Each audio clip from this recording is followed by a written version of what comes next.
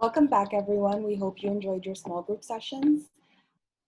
Some key points from the session: power differentials. They do exist, but are not excuses for bad behavior. Furthermore, there are resources in place for you to turn to should you feel victimized.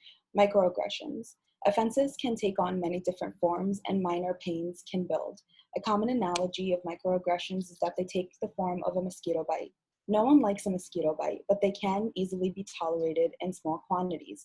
However, some individuals are a bit more than others, and bites build. Stereotypes. Our perceptions of who an individual is can affect our interactions with peers, strangers, and future patients if we do not actively seek to limit their influence, and even then may materialize in a bad moment. Imposter syndrome. An individual with imposter syndrome is someone who is unable to internalize and own their successes. Almost everyone in medical school experiences imposter syndrome, but the degree to which individuals do and the way it manifests differs. It's important to recognize that events like the ones written in the cases can make this worse. Be mindful. Mindfulness of our actions and needs and those of others is important simply for getting through medical school. To that end, keep in mind that there's a difference between intent and perception. The power of language. I believe we saw from case 2 that correct terminology is important. Using clear and concise language is what enables us to talk about these issues in an unambiguous way and show others respect. Everything is on a spectrum. Not every addressable offense is one that threatens bodily harm, but also stakes can never be so high that people are unwilling to ask questions and subsequently unable to learn. But now that we've examined what can happen on our campus and why, let's talk a little more about what you can do when it happens. If you feel threatened or unsafe, seek support and/or assistance. Be prepared to bolster that courage. Have something to say in mind before an incident happens. For example, why did you say that? Or how did you develop that belief? By identifying this behavior, your goal is to communicate. Loaded terms will limit this discussion. Pointing out the behavior candidly helps someone hear what they're really saying. You can also appeal to principals. If you know them, call on their higher principals and set limits. Even if attitudes don't change, you can limit its spread and impact.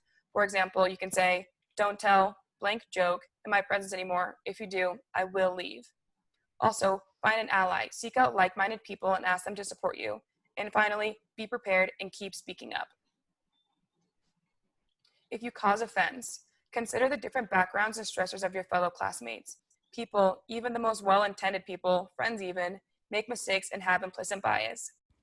In this situation, you should ask yourself, why did that happen? How could that have been avoided? Is this a symptom of a greater issue? What should I do going forward? And what words might I use next time instead? If you are a witness to one of these actions, please ask whether you have observed enough to understand the situation, realize that silence can be utilized but also convey approval, and that privately, calmly treat everyone as a potential ally. To the one who experienced the offense, please ask them, "Are you all right?" Or, "Hey, I noticed ... bothered you / was wrong, and I wanted to say ...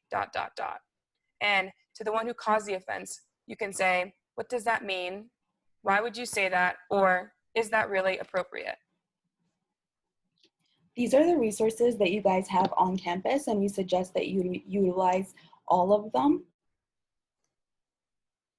And these are also additional resources that we've added on anti-racism. There are podcasts that you can listen to, Twitter and Instagram accounts that you can follow, as well as videos that you can watch. And here's also a list of articles that we highly suggest you look through. Thank you for joining us in What Happened and Why, and we hope you enjoy the rest of orientation.